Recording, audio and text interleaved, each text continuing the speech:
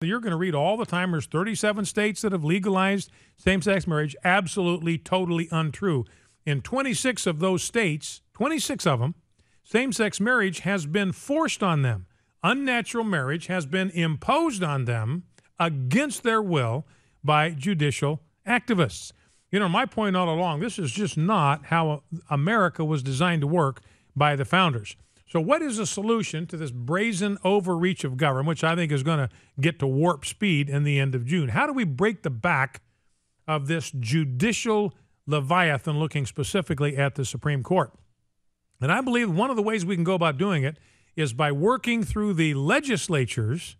Remember, the legislatures consist of the chosen representatives of the people of the individual states. And through them, we can preserve our Republican and constitutional form of government by working within the parameters of the Constitution.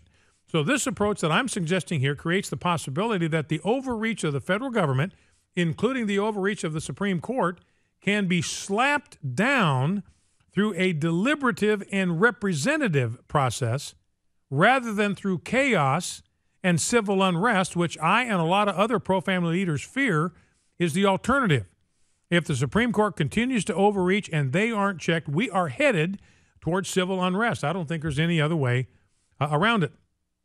Now, if it's not stopped and reversed, if the tyrannical overreach of the Supreme Court, we are going to have social dislocations, and I believe we're going to have violence as a result. And that is simply because freedom is too deeply ingrained in the DNA of the American people to permit tyranny to continue unchecked forever.